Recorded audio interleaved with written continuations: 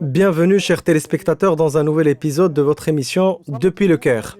Le thème d'aujourd'hui se rapporte à la campagne de vaccination nationale anti-Covid-19 au Maroc et le geste royal hautement symbolique de Sa Majesté qui a reçu la première dose. Chers téléspectateurs, il ne fait aucun doute que le geste du roi Mohammed VI en recevant la première dose de vaccin anti-Covid-19 devant les caméras a rassuré le peuple sur la qualité des vaccins acquis par le royaume et immunisé les réfractaires à la vaccination. Ce sont aussi des messages de réconfort adressés aux Marocains et au personnel de santé qui travaillent sans arrêt afin de mener à bien cette importante campagne. Chers téléspectateurs, la supervision directe du roi quant au lancement de la campagne de vaccination nationale souligne son importance quant à la gestion du royaume de la crise sanitaire et attire l'attention sur les préoccupations du Maroc envers la pandémie et ses répercussions sur la vie quotidienne des citoyens. Cela traduit la ferme volonté du royaume de faire en sorte que le Maroc fasse partie des premiers pays à pouvoir vacciner ses citoyens contre le coronavirus. Pour discuter de cette campagne nationale de vaccination et approfondir le débat sur ces différents aspects, je suis honoré de recevoir Ayman Chibini, directeur des instituts de recherche à la ville de Zouil. Monsieur, bonsoir à vous. Bonsoir. Je suis également honoré de recevoir Walid Faisal, professeur de microbiologie, d'infectiologie et d'immunologie à l'université Galala. Monsieur, bonsoir à vous. Bonsoir. Pour commencer, comment voyez-vous cette campagne de vaccination lancée par Sa Majesté le roi Mohammed VI? Bien évidemment, l'apparition de Sa Majesté le roi en personne, recevant la première dose, montre bien un certain soulagement et réconfort au peuple marocain, lui signifiant que ce vaccin est anodin et qu'il constitue la méthode de survie de premier ordre pour réduire le nombre d'infections dans le royaume. Certes, c'est une bonne initiative qui ne peut être prise que par un leader qui peut grandement rassurer son peuple. De ce fait, cette démarche royale de Sa Majesté demeure très positive afin de dissiper les inquiétudes de son peuple pour que ce dernier suive son exemple en question de vaccination. De même, ce message royal de vaccination est adressé à tous les peuples arabes de la région.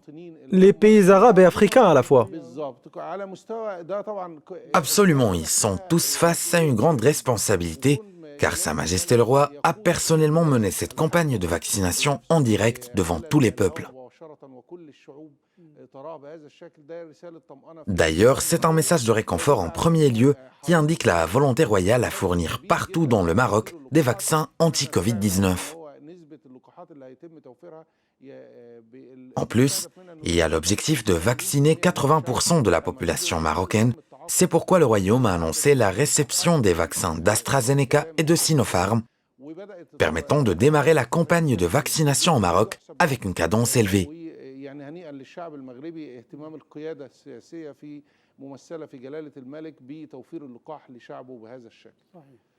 Exactement. Monsieur Walid, dans ce contexte, quelle est l'impression du citoyen marocain en voyant son roi qui reçoit la première dose du vaccin?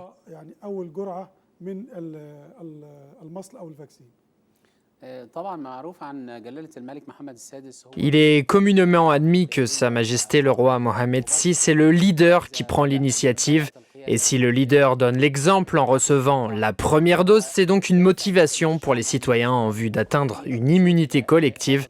L'objectif est également stratégique pour endiguer la pandémie dans le pays, le royaume étant l'un des premiers États à entamer une campagne de vaccination de masse.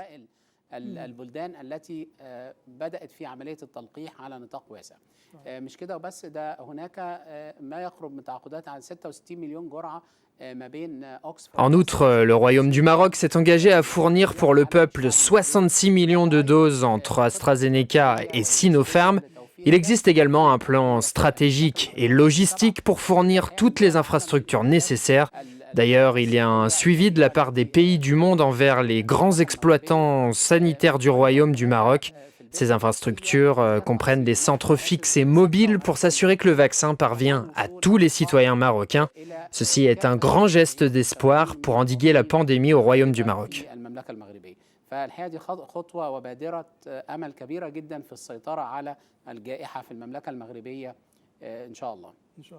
Monsieur Ayman, quelle est l'importance et le symbolisme de cette campagne de vaccination pour le citoyen marocain? Écoutez, le Maroc a connu une certaine augmentation au niveau du nombre des infections quotidiennes à un certain moment. C'est ce qui a obligé les dirigeants politiques au Maroc à prendre des mesures afin de réduire considérablement la propagation du virus. Nous avons également constaté que le vaccin était fourni gratuitement aux citoyens marocains.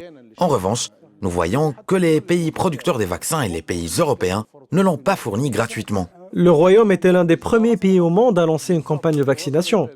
Exactement. En fait, le Maroc a reçu jusqu'à présent un nombre important estimé à plus de 7 millions de doses de vaccins anti-Covid-19.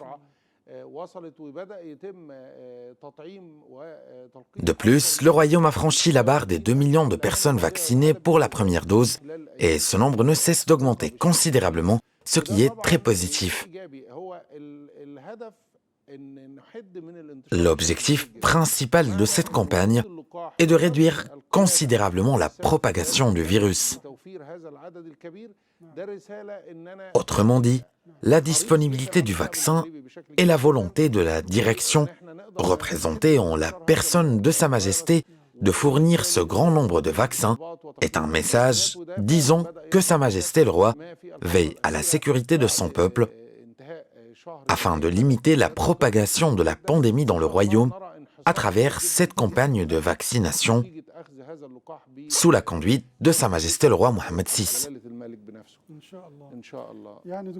Monsieur Walid, la gratuité du vaccin anti-Covid au Maroc, ainsi que l'exemple royal en recevant la première dose, qu'est-ce que vous en pensez?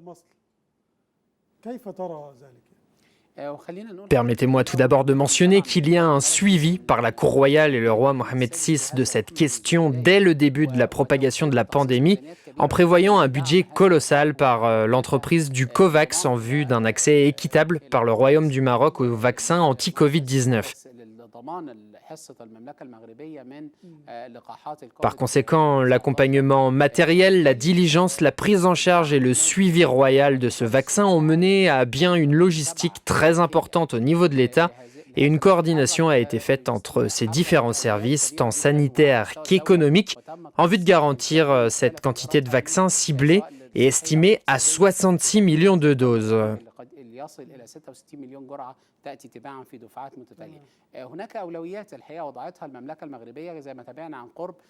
En fait, il y a des priorités fixées par le Royaume du Maroc, telles que la vaccination qui cible principalement le corps médical, les personnes atteintes de maladies chroniques et le personnel en première ligne comme le secteur de la sûreté, l'enseignement et les personnes âgées, sachant que la campagne de vaccination intéressera les personnes de 18 à 75 ans.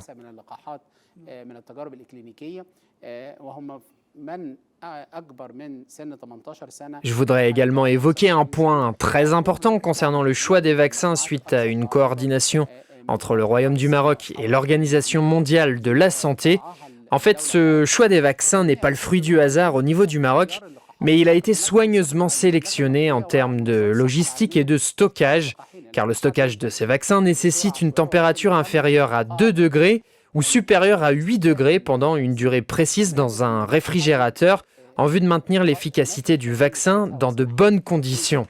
Cela est dans l'intérêt également des endroits éloignés qui ne peuvent pas avoir de matériel logistique pour assurer la bonne température pendant très longtemps.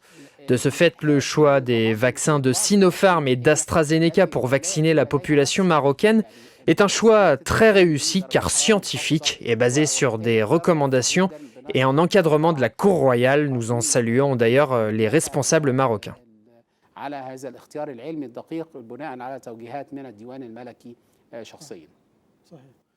Monsieur Ayman, quelle est la signification de la gratuité du vaccin anti-Covid au Maroc? C'est un indice très important et un message de consolation et de réconfort, car le citoyen marocain se rend compte qu'il figure au sommet des priorités de son État et de celles de son roi. De même, il est certain que la campagne de vaccination nationale aura un impact positif sur l'économie marocaine. Car suite aux autres instructions données par Sa Majesté le roi Mohammed VI, qui a pris l'initiative en premier lieu de faire des dons au profit du fonds spécial Covid-19, les hommes d'affaires et les citoyens ont suivi son exemple en vue de résoudre la crise financière. En fait, ce scénario envoie plus concrètement un message clair selon lequel la santé du citoyen marocain est une question primordiale au Maroc. Pourquoi? Parce que l'État s'intéresse au peuple. Tant que la population reste en bonne santé et bénéficie des soins de santé, cela signifie que l'infrastructure est solide, permettant ainsi une renaissance économique sûre et de bons services de santé. D'ailleurs, il s'agit d'un message bien clair. Et un suivi moral des citoyens. Justement parce que la santé du citoyen passe avant tout. Et la gratuité du vaccin est une preuve en soi de l'intérêt du royaume à s'occuper de sa population. Chers téléspectateurs, une courte pause, restez avec nous.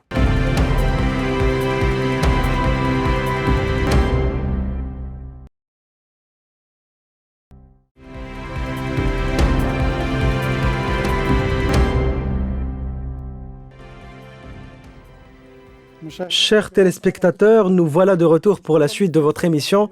Monsieur Walid Faisal, comment voyez-vous les mesures prises par le Maroc pour lutter contre la Covid-19 et prendre soin des citoyens? Depuis le début de la pandémie, le Royaume du Maroc s'est engagé à prendre toutes les mesures et à élaborer un plan stratégique de lutte contre la Covid-19, que ce soit en équipant les hôpitaux et le corps médical et en fournissant tous les médicaments nécessaires. En fait, nous avons bien remarqué une action royale pour soutenir cette action. J'ajoute aussi que l'arrivée des vaccins au Royaume du Maroc a sonné le début de la campagne de vaccination. Il s'agit d'une bonne réaction du Royaume du Maroc. Effectivement, c'est en une car le Royaume du Maroc a été l'un des premiers pays à lancer une campagne de vaccination. De plus, on note un geste humanitaire qui se reflète dans la vaccination des prisonniers. Et c'est en soi un geste humanitaire très fort et c'est ce qu'on voit rarement, même dans les pays développés.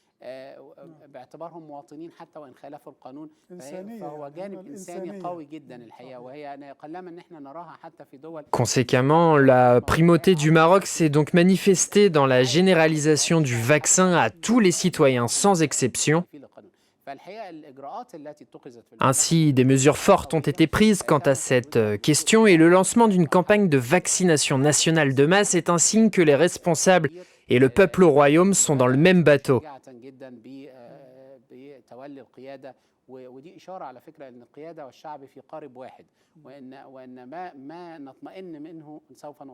Bien évidemment, il y a des inquiétudes internationales quant à ce genre de vaccin.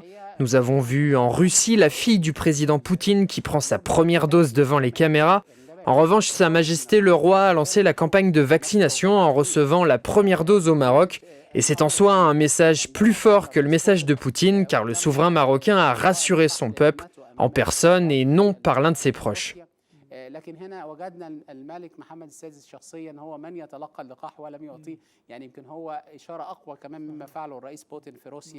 En fait, un travail énorme a été accompli suivant son cours. D'autant plus, ce travail est le résultat d'efforts colossaux qui ont été déployés depuis le début de la pandémie. D'ailleurs, nous remercions les responsables marocains pour ces grands efforts consentis.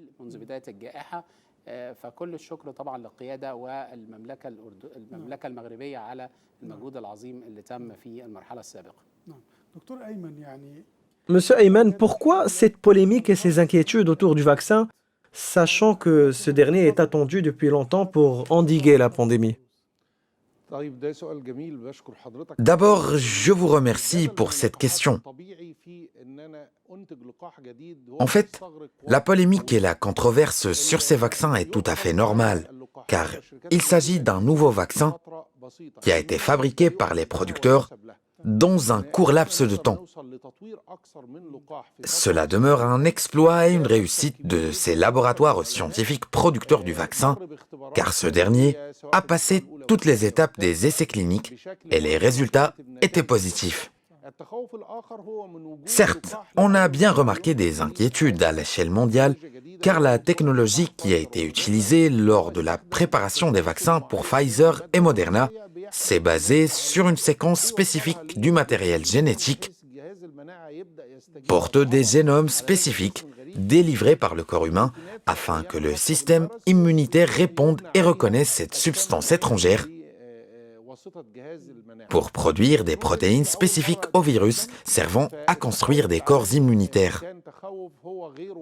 Il s'agit en fait d'une technologie utilisée pour la première fois. D'ailleurs, cette nouvelle technologie était au cœur de cette inquiétude qui a gagné le monde, étant irréaliste du fait que ces génomes portés sur cette bombe génétique peuvent interférer avec les gènes naturels présents dans le corps humain. Mais ces derniers sont situés dans des pièces fermées à l'intérieur du corps humain. Par conséquent, théoriquement et scientifiquement, ceci a été testé d'une manière spécifique et il est peu probable que cette nouvelle technologie nuise au corps humain. Quant aux autres vaccins tels que Sinopharm et AstraZeneca qui ont été acquis par le Royaume, ils ont été préparés selon un caractère sûr.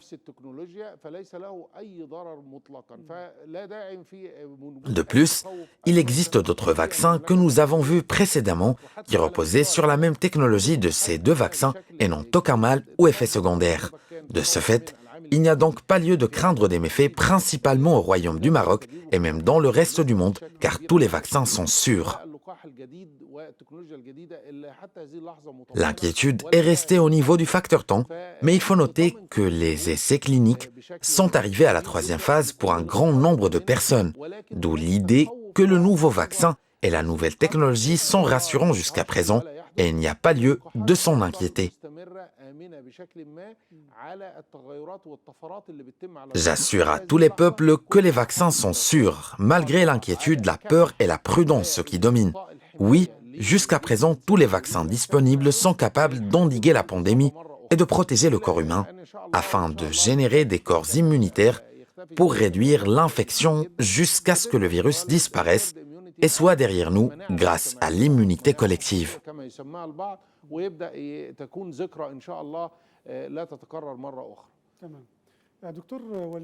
Monsieur Walid, pourquoi le citoyen a-t-il peur du vaccin, même si la pandémie est encore féroce?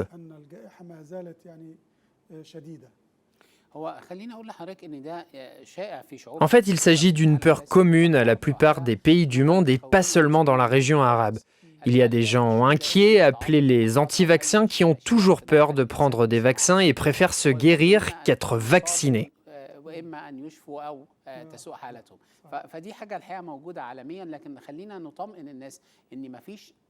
D'ailleurs, c'est un mouvement mondial, mais permettez-moi de dire que le vaccin n'est approuvé qu'avant avoir franchi les 3 étapes des essais cliniques sur un certain nombre de volontaires, dont le nombre peut approcher 50 000 dans le monde.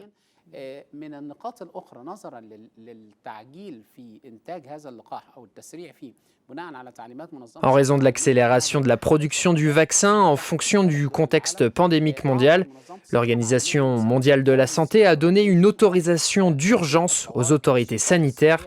Notons aussi que le Royaume du Maroc est resté l'un des pays ayant participé aux essais cliniques de la 3e phase. Le Maroc a coordonné avec l'Organisation mondiale de la santé quant au vaccin choisi. Oui, bien sûr, pendant la période du choix du meilleur vaccin.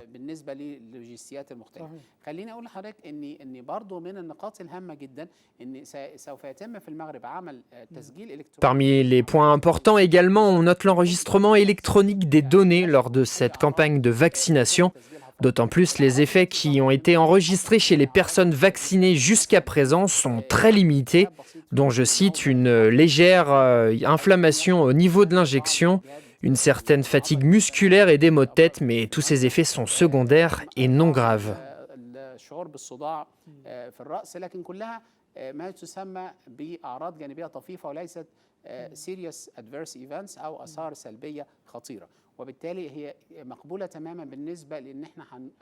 Je rassure également, une fois encore, les peuples arabes et les peuples de la région de l'innocuité, de l'efficacité des vaccins et de la nécessité de prendre ces vaccins pour endiguer la pandémie. وضرورة تعاطي هذه اللقاحات لإيقاف الجائحة. Les autorités marocaines ont considéré la campagne de vaccination comme le meilleur moyen en vue de protéger les citoyens. De plus, le virus est connu pour avoir muté jusqu'à 4000 souches. Dans ce contexte, que dit-on aux citoyens? Écoutez, quant au sujet des mutations, on note jusqu'à présent aucune nouvelle souche de ce virus dans le monde arabe. Le taux de mutation de ce virus apparaît 1 à 2 fois par mois. Certes, certains cas de mutation sont apparus dans le monde avec des aspects différents, mais jusqu'à présent, le vaccin est toujours efficace et suffisant pour prévenir et lutter contre l'infection. Permettez-moi de souligner 2 choses. En fait, toute maladie dans ce monde est causée par un microbe, que ce soit un virus, une bactérie, nécessitant soit une prévention, soit un traitement. Jusqu'à présent, il n'y a pas de traitement contre le coronavirus, mais il existe un vaccin pour prévenir et lutter contre ce virus. Ce vaccin peut nécessiter un certain temps car le taux de mutation reste très élevé, ce qui est normal et s'est produit avant cela au niveau du virus de la grippe. Il n'y a donc pas lieu de s'inquiéter tant qu'il y a un vaccin efficace jusqu'à présent sous une forme spécifique et on estime que ce virus prévient l'infection. Il se peut que notre inquiétude puisse être logique si le virus continue sa mutation plus gravement que celle de l'Afrique du Sud et de l'Angleterre. Mais jusqu'à présent, le vaccin est très suffisant pour prévenir le virus. S'il y a une très grande mutation dans le nombre de gènes, par exemple, en particulier dans les gènes des protéines spinales qui aident le virus à se fixer au système immunitaire, il n'y a pas lieu de s'inquiéter car la technologie est disponible et nous pouvons la modifier d'une manière spécifique et nous pouvons également fournir le vaccin dans un court laps de temps, encore une fois. Mais je tiens à noter une chose importante, à savoir qu'il y a des personnes qui ont reçu le vaccin et ne sont pas à l'abri du virus à 100%, car le système immunitaire humain peut avoir besoin d'un certain temps après la vaccination, au moins 2 semaines. Après ces 2 semaines, le système immunitaire commence à produire des corps, dont certains à court terme et d'autres à long terme. Pour cette raison, 2 doses de vaccination sont effectuées afin de générer rapidement ces corps, mais ces derniers n'ont pas besoin d'une longue période, d'où la 2e dose après 3 semaines, pour générer des corps immunitaires à long terme qui vont certainement protéger contre l'infection. Parfait. À la fin de cet épisode, nous ne pouvons qu'exprimer nos sincères remerciements à Ayman Shibini, directeur des instituts de recherche à la ville de Zouil. Merci beaucoup à vous. Nous remercions également sincèrement Walid Faisal, professeur de microbiologie et d'immunologie. Merci beaucoup à vous, monsieur. Chers téléspectateurs, notre rendez-vous se renouvellera la semaine prochaine. À très bientôt.